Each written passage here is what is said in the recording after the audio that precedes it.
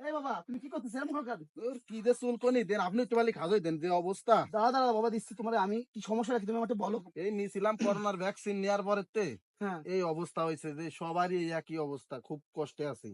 সবারই একই অবস্থা। করোনা টিকার পর তোমার এমন হয়েছে? হ্যাঁ, এরকম হয়েছে। করোনা টিকা তো আমিও নিছি বাবা, আমার হয়নি। এটা তোমার ভুল ধারণা, সারা বাংলাদেশের লোকই নিয়েছে, ঠিক আছে? তোমার যাই হোক, তুমি কি ডক্টর দেখাইছো?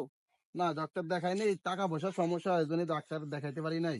তুমি কালকে সদরে যেয়ে একজন ডাক্তার দেখাবা, ঠিক আছে? দেখাবো, সে টাকা পয়সা নাই, কি দিয়ে দেখাবো?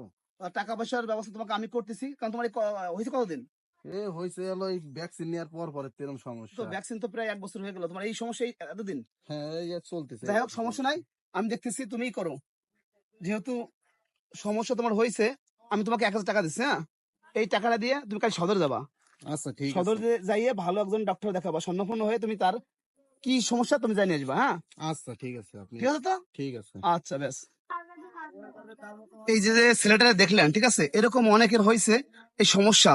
কে বলে করোনা টিকা, আর কে নিজেরও চর্মরোগ থাকতে পারে, ঠিক আছে? এজন্য আপনারা ডাক্তার দেখাবেন।